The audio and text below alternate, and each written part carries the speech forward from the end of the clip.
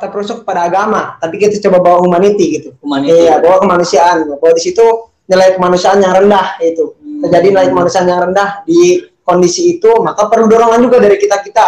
Apalagi Indonesia yang termasuk salah satu negara yang mengakui kemerdekaannya adalah Palestina, kan gitu ya. Ini juga timbal balik gitu, timbal balik dorongan dari Indonesia juga untuk Palestina gitu. Maka dari itu ya kita, apalagi Al-Quds gitu kan, kita bekerja sama, berkolaborasi yang ranahnya mudah-mudahan tersalurkan dengan baik untuk kejayaan Palestina seperti itu. Ya memang visi besarnya begitu. Kita visi besarnya dua. Kita punya mimpi besar. Ya, teman-teman di Jakarta punya mimpi besar dua bang terkait masalah Palestina. Ya kan, pembebasan Al-Quds dan merdekanya negara Palestina. Ya. Amin. Dan ini kan butuh langkah, butuh kerjasama gitu. Insya Allah KPK kita mainkan. Siap. Kalau Bang Ikram sendiri terkait masalah isu Kepalestinaan gimana bang? Emang juga sering lihat ya update-nya. Terus di kampus juga ada namanya LDK Al-Biru Sebi ya. Memang isu Palestina itu selalu diupdate. Gitu. Memang kalau kita lihat Palestina itu tadi kalau kita nggak berbicara agama, kita berbicara kemanusiaan gitu. Kemanusiaan karena di sana pembantaian gitu. Iya, apalagi kan di dunia ini kan setiap orang kan punya hak gitu, punya hak untuk bebas gitu kan. Iya, kebebasan. Nah kalau misalnya kayak begini berarti hak mereka itu ditahan. Nah kalau kita berbicara tentang agama, itu bukan lagi kita maksudnya tentang kemanusiaan, tapi kalau berbicara tentang agama itu kewajiban kita. Kewajiban. Iya, karena tadi dikatakan kiblat pertama, itu kewajiban kita untuk menolong mereka, gitu, untuk membebaskan mereka. Kalau misalnya teman-teman nggak bisa untuk datang pergi berperang, gitu, teman-teman cukup untuk menggunakan jasa teman-teman apa yang bisa digunakan, kayak bisa teman-teman ke Al-Quds ini untuk menjadi relawan gitu, yang dimana memang ranahnya ke sana. Terus kalau misalnya teman-teman sibuk juga atau nggak bisa jadi relawan, teman-teman bisa selipkan doa gitu. Ketika teman-teman kontribusi sesuai kemampuan. Iya, sesuai kemampuan gitu. Jangan sampai teman-teman melupakan saudara-saudara kita di sana gitu. Karena seharusnya itu kita malu. Malu kenapa kok bisa malu? Malu karena kita di sini diam-diam, di sana mereka memperjuangkan. Kalau misalnya mereka nggak memperjuangkan, habis ya. Habis, umat Islam akan tertindas juga. Iya. Dan itu sudah di ujung tanduk gitu. Mereka udah memperjuangkan. Harusnya kita berterima kasih pada mereka. Bagaimana kita berterima kasih pada mereka? Ya udah kita melakukan apa yang harus kita lakukan gitu.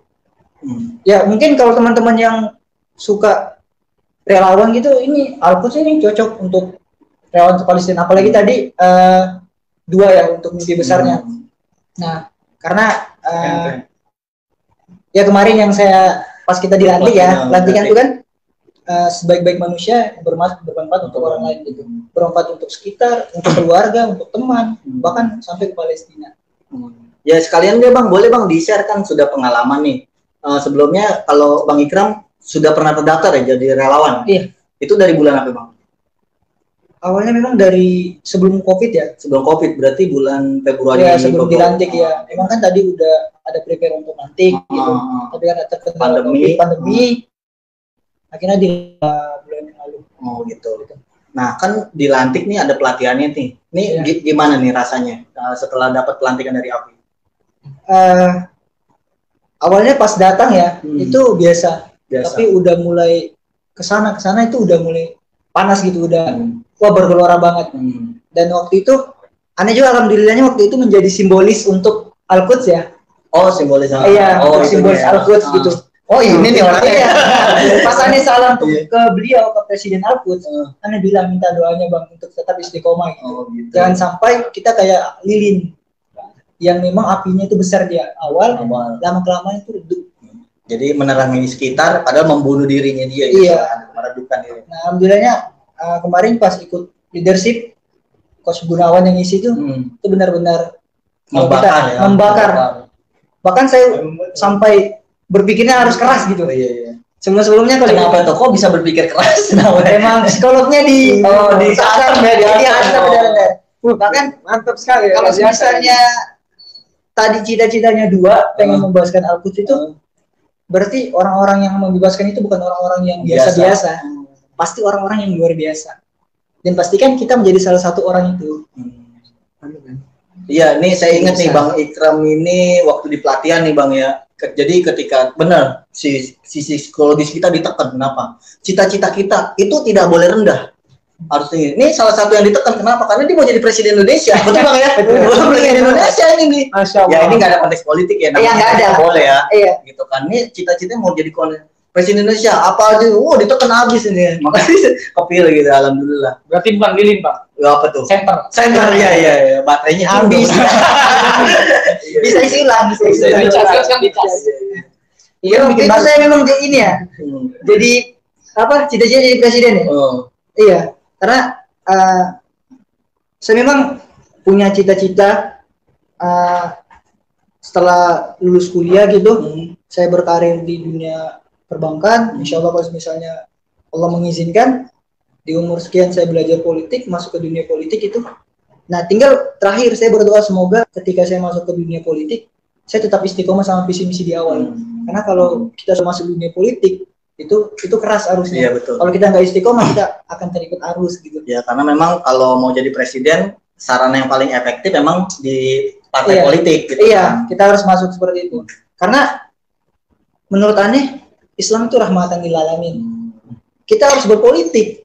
Kita harus muamalah, berekonomi. Jangan sampai kita cuma ibadah ritual. Maksudnya sholat kita bagus, tapi pas di muamalah kita curang. Iya. Dan Islam tuh melarang seperti itu. Kita harus ibadahnya bagus, ritual, bermuamalah bagus, berpolitik bagus. Karena tadi Islam rahmatan lil alamin. Jangankan politik, jangankan ekonomi. Antum-antum ini buang air kecil diatur dalam Islam. Diatur, ya. Itu hal sekecil itu. Makan diatur, apalagi yang menyangkut kemaslahatan yang besar, berekonomi, berpolitik gitu. Kalau misalnya orang-orang baik tidak masuk dalam dunia politik, otomatis orang-orang jahat yang menguasai. Bahkan ada satu quotes itu dari Ali bin Abi Thalib kalau nggak salah ya, bukan banyaknya orang jahat di dunia, tapi karena diamnya orang-orang baik. Berarti inspirasinya menuju pengen jadi presiden dari sini. Iya, dan juga dari saya sempat baca, disuruh dosen baca kisah Umar bin Abdul Aziz gitu, dan saya masya Allah banget pas saya baca itu benar-benar penerapan dalam sistem politik itu masya Allah banget. Pemerintahannya. Bahkan sampai nggak ada yang menerima zakat gitu. Iya. Terus ditambah lagi saya kan dari jauh gitu kan, dari Kalimantan. Ya memang di kondisi tempat saya itu jarang melihat pengemis, jarang melihat orang terlantar jalan. Nah, pas saya ke Jakarta itu kuliah di sini, saya jalan tuh kerasa kayak sifat empati itu muncul sendiri. Kasian banget orang anaknya yang ada di jalan gitu, tidur di jalan. Nah, itu seharusnya kan tanggung jawab sebagai pemerintah gitu. Iya. Ya, mudah-mudahan berhasil lah Bang ya. Amin. Amin. Kita nggak tahu ya. Harus tinggi, harus besar luar biasa. Nanti kalau paslon saya dukung. Paslon. Oh kan? Calon RT.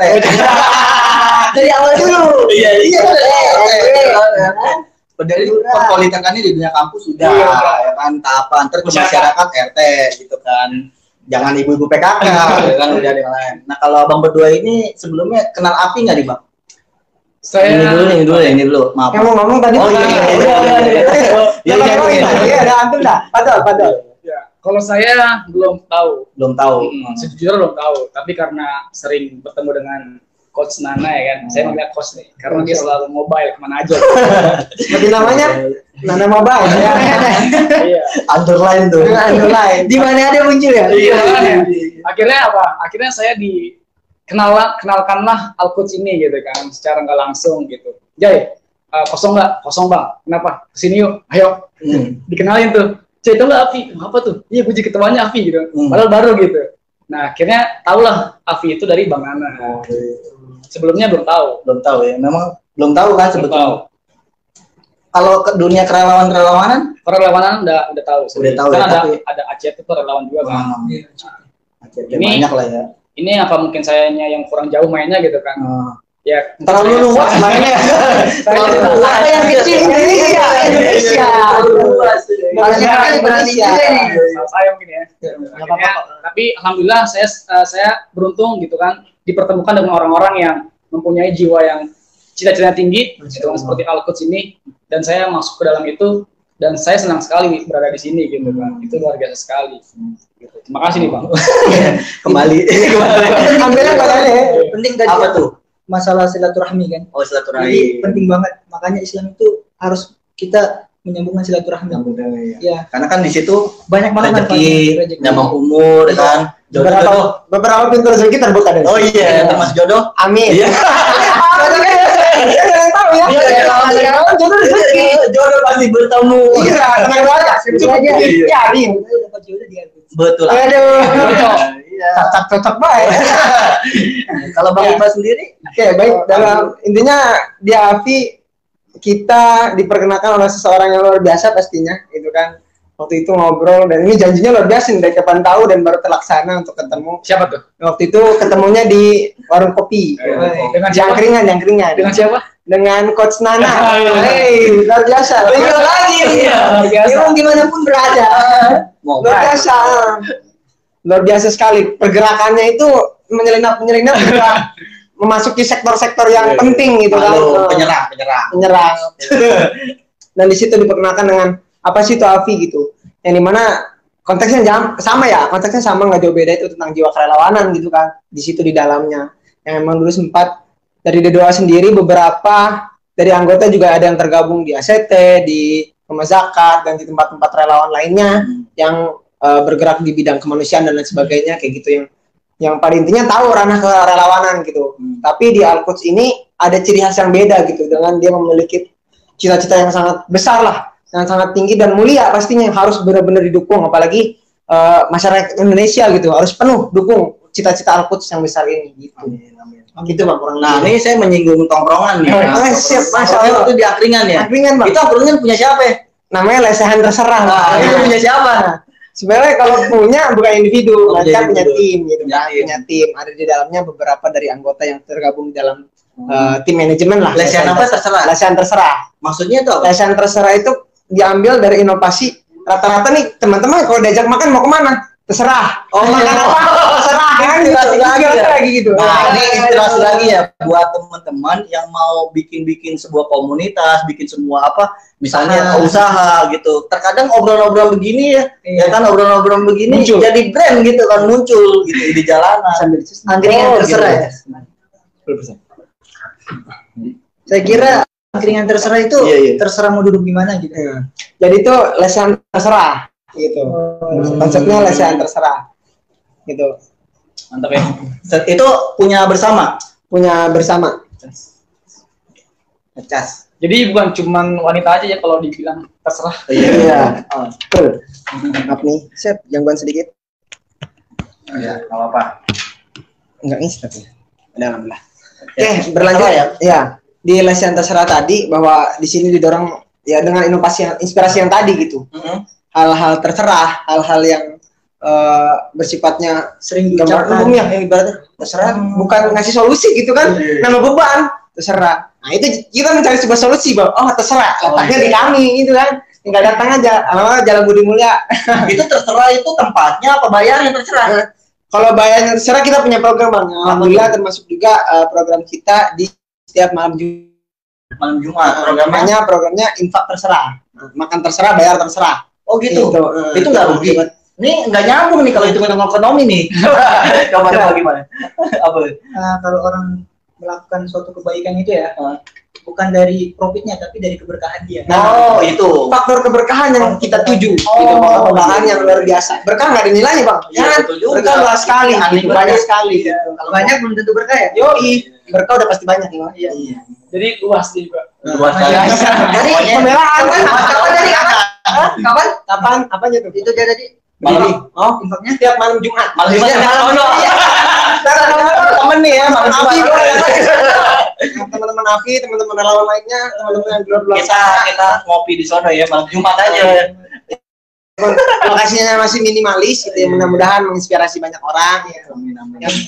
Tujuannya sih dengan seperti itu ya mengingatkan kita bahwa ada program infak gitu, ada program seperti itu yang nuansanya nggak jauh dari baik lagi si ada dakwah tadi ya, si ada dakwah sesuai dengan visi pertama komunitas doa. Oh berarti itu apa namanya program beriringan aja ya, dahsyat ya teman-teman semua. Ini jadi sebuah komunitas sosial, dia punya usaha ya kan. Ya mungkin nanti punya banyak apa namanya terobosan lagi ya. Syukur-syukur punya cabang, apalagi ini dari perbankan syariah. Kolaborasi kita nih ya. Kolaborasi. Tapi saya sangat salut sama beliau ini karena usaha yang kecil itu berani untuk mengeluarkan infak seperti itu.